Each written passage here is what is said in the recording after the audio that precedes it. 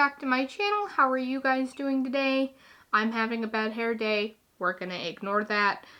Yes, I did cut my hair. But it's a struggle right now, so we're just gonna ignore that. Yeah, don't worry about it. So, I thought today I would do the all about my palettes tag. I saw it all over Instagram, and then I saw it all over YouTube, so I thought I'd give it a shot. And a lot of my collection is relatively new. I only started really collecting makeup over the past year or so, so a lot of this stuff is more recent. I know some people have palettes from like 6-7 years ago in their tag, and it's a lot more interesting, so I'm sorry. You've probably seen a lot of these things all over the place, and this is just one more time you're gonna see this stuff. So, best packaging. I would do the Glamlite Pizza Palette. I did a video on this, and I think that the fact that it comes in a little pizza box is adorable. This is my favorite packaging. Glamlite packaging is awesome. I also really like the Burger Palettes packaging. You'll see that in a little bit on here, but yeah, so I think the Pizza Palette packaging, the fact that it comes in a little pizza box that you open up to a pizza, is awesome. The next one is the most versatile palette.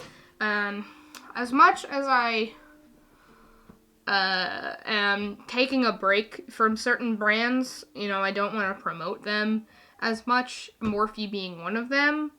I have to say the James Charles palette is the most versatile. This was one of the first palettes I ever bought because I thought it had everything I needed in it. It's got topper shimmer shades, it's got the whole rainbow, it's got a black and a white, and it's got all the neutral shades for you to really do just about anything that you would want to do with eyeshadow. This is also the biggest palette I have, but for the biggest tag I didn't want to reuse palettes, so I picked some different ones for that. But I don't love the quality of this palette. I loved it when I got it, but I've used other palettes that have impressed me more than this, so I don't tend to use it anymore. Unless I'm doing something where I really don't have time to dip into other products, because this is so big that it doesn't sit in my drawer, it sits on the floor next to my drawers, so it's one of the easily accessible things that I have. But it's just not my favorite palette anymore, honestly, and that's fine. You can change what you like and what you don't like. You can change your opinion. There's nothing wrong with that. Next we have cheapest palette. That would be this little Wet n Wild Rose Quad. I don't remember how much it was, but I do know that it is the cheapest palette that I have. I bought this in the box set, that's why I don't know how much it was. I know they sold them separately, but I bought this with, it came in a box set around Christmas time with the rose brush that, if you've watched my videos, you know I use for my blush all the time. And it came with that weird blush cream that was black, and then it turned pink when you blended it out. I didn't do a video on it because my friend was here and we swatched it and it felt gross. So I was like, this is not going on my face. I don't love the quality of these eyeshadows, but I thought the packaging was really pretty, so I kept it. Like that, the rose imprints and that lace background was so pretty that I couldn't part with it. But I tried doing an eyeshadow look with them. They're very patchy. They're not great eyeshadows. And it also came with a liquid lipstick. I have decided that I hate Wet n Wild liquid lipsticks. Every one that I have gotten has turned into grease. It's just grease on your lips. And I don't know, some people say that they really like them. I don't know where those people are shopping, because the ones that I have tried are like a lip oil with some like eyeshadow shaved into it, you know, like homemade lipstick kind of stuff. And it doesn't dry down, it stays sticky, it's a mess. So I don't like Wet n Wild, but that is the cheapest palette that I have. I don't remember how much they retailed for individually, but I know that they were available individually. Okay? Okay. Next we have the most expensive palette. Now, I was a little torn on which one was the most expensive. I have the most expensive overall, which is the Mercury Retrograde by Huda Beauty. I saw this palette all over the place around the holidays, and I saw so many people doing looks with them that I just had to have it. I haven't used it that much, but when I do use it, it is so pretty. I love this teal color, and I love the shimmer shades in this palette. If you don't know what to do for your eyeshadow, because the color combinations in this palette work so well, it's very clear to see what you can do a look with. You know, like this is very clearly the dark shadow, right? And then anything you put in your crease is going to complement that. Really, the versatility in this palette comes from the glitter toppers, but the base matte shadow look is pretty much going to be the same no matter what colors you use out of this palette. I don't know, it's just a pretty glittery palette, and I love the packaging. If the pizza palette wasn't my favorite packaging, it would have probably been this. It's got that holographic overlay on it, and it's so pretty. So, I said that I was torn because this was the most expensive overall. It's a $67 palette. But for Christmas, my grandmother did get me this Pat McGrath palette. Now, this only has 4 shades, and it was $65. So that makes this the most expensive in comparison. Like, per shadow, this is the most expensive palette, but this palette was the most expensive in total. So, I don't know. Here, I'll open this up to show you. This was also the holiday release for Pat McGrath. There was only one left at Sephora at the time, and we were shopping for Christmas, and my grandmother was like, well, I'll buy you something for Christmas, and I said, I want this, because I love how shiny they are. This green-purple duochrome, I don't know if it'll show up on camera, is gorgeous. I don't love this purple shade that much, but I love the other 2 shades in here. I don't know. It's just one of those things where when you use it, you love it, but I don't think to use it because it's so pretty. I don't know. I kind of want to get one of the bigger Pat McGrath palettes and see how I like them, because this is an all shimmer palette and I want to try their matte shadows, but girl, that's a lot of coin, and I've already got a lot of eyeshadows that I need to use, so I can't justify buying it. But hey, I mean, homegirl want to get me a gift, go for it. Alright, so after that we have the smallest palette. So technically this would be the smallest palette I have, but I have palettes that are almost the same size and have a lot more shadows in them, and that's the Violet Voss fun-sized palettes. I have the Oh Snap, which is adorable, and I have the Sparkling Cherry Limeade, which I appreciate that these both have mirrors in them for being tiny. Like, that's awesome.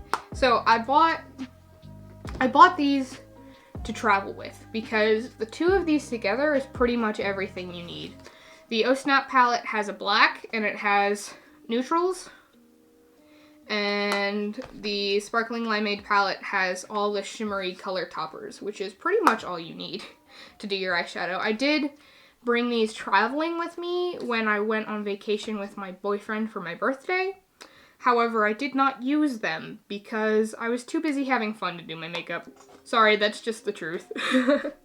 But I did bring them with me. They travel very well, they're very compact, and they fit in the same size as like a pack of gum. Like, they are really nice traveling palettes, and I like the quality of Violet Voss shadows. So if you want something small and versatile, I recommend picking up the fun-sized palettes from Violet Voss. Because I mean, this only has 4 shadows in it, and it's only slightly bigger than this. You know? Like, it's slimmer. So, I don't know. I think that these would count as the smallest palettes because the pan sizes are the smallest. So, that's how I picked that palette for this. Next I have biggest palette. So I mentioned earlier that the James Charles palette has 39 shades and is technically the largest palette I have, but I didn't want to do repeats. So after that we have, where did I put them? After that we have the Be Perfect Carnival palette and the Jaclyn Hill Volume 2. This is the only other Morphe, no, that's a lie. But this is one of 3 Morphe palettes I have. I don't really use it. I bought it to make the video for it because I saw a review of it, I saw the color scheme, and I said, I want that. And then I realized that the company is not a brand that I really want to support, and I haven't used it since. But on another note, I have the Be Perfect Carnival palette. And this palette also has 35 shades, if I can open it. It's got a strong magnet on it. Yeah. But this palette is a rainbow palette, and it has just about anything you'd need in it to make an eyeshadow look. And yeah, I feel like I see this palette a lot when people are doing colorful looks, and I wanted to check out the quality of the Be Perfect palettes. I saw the Robert Welsh review of this palette, and I saw him talk about the quality of the shadows, and I thought, you know what, I trust his judgment, I'm gonna try them. So he was right, they are really nice quality shadows, and I'll be using that a lot more in videos. I just got it recently, so I haven't had time to use it a ton. That's, you know, that's just how it be sometimes. Next we have newest palette. So technically this is one of 3 newest palettes I have. I purchased them from Glamlight. So I have the burger palette. I also have the taco palette and the pizza palette. I got them in a bundle. Oh my gosh, I love this palette so much. I'm still gonna do a review on this palette, but look at that, like, dome packaging. So yeah, this is one of my 3 newest palettes, and I haven't even used this yet because I wanted to use it for the first time in my video.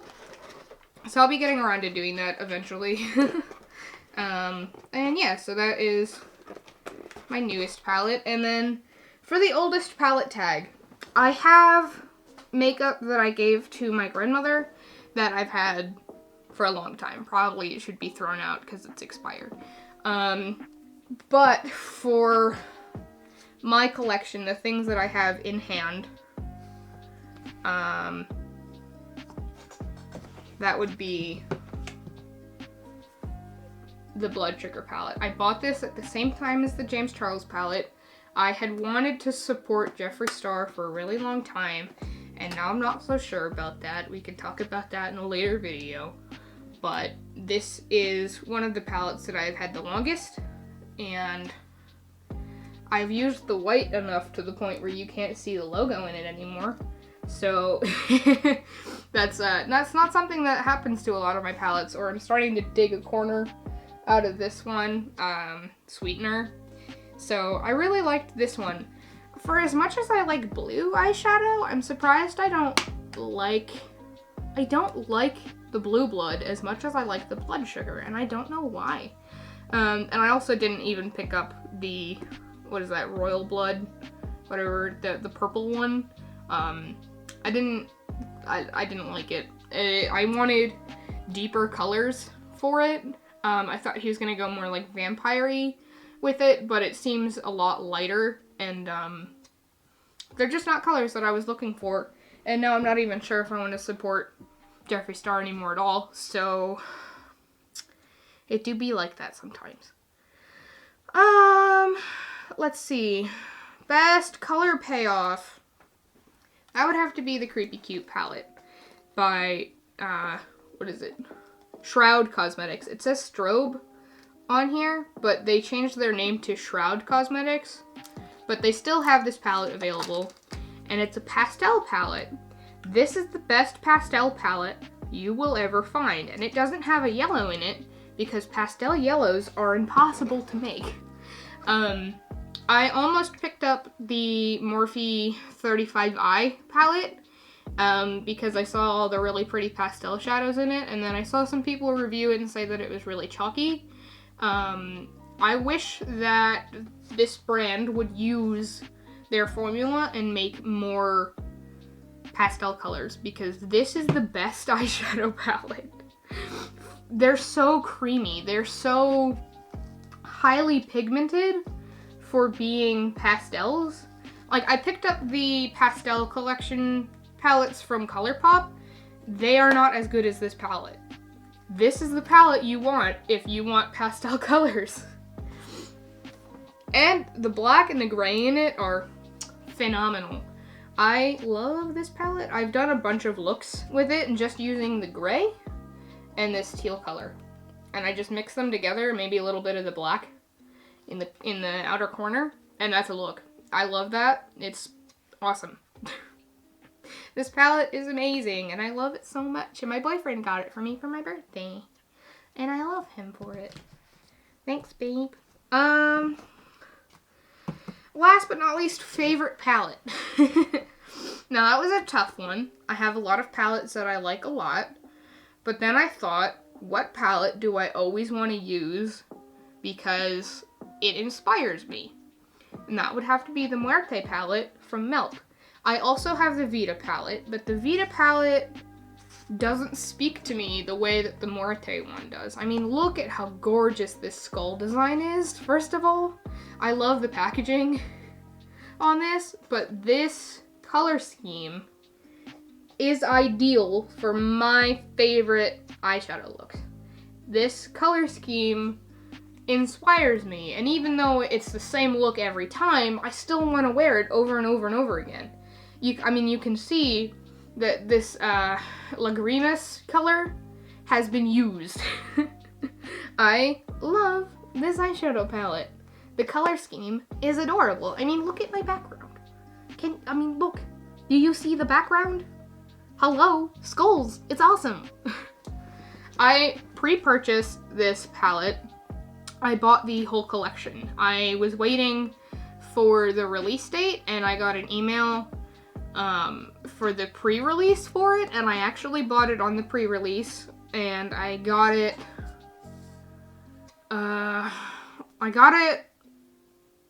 the same week they released it to the public, so I got it earlier than most people would be able to. And then I saw it in Sephora, like, around Christmas time. But this palette is my favorite palette, and to be honest, I was afraid of buying Melt palettes because of what happened with the Smoke Sessions palette. You know, it's, I forget, I think it's like 10 shades, and only 2 of them are mattes, and the rest are shimmers, and the shimmers explode for a lot of people who bought that palette because they're unstable. Now, I have 3 Melt palettes. Like I said, I have this one, I have the Vita palette, and then I also have the Radioactive palette. The Radioactive palette is the neon stack put into a palette, and they're all shimmers. So I'm a little afraid of that exploding. I'm also a little afraid of this color exploding. It looks a little loose, you know? But that's just the way it's gotta be, because I love this palette. And I was willing to take the risk for this palette, so if that doesn't tell you something, I don't know. I don't know what it's supposed to tell you. Sorry. But yeah, that's the palette tag. If I missed any, let me know in the comments below, and I'll let you know in the comments. If I missed any, I'll give you the answer. But that was my all about my palettes tag. I hope you enjoyed, and I'll see you in the next one. Bye, everybody!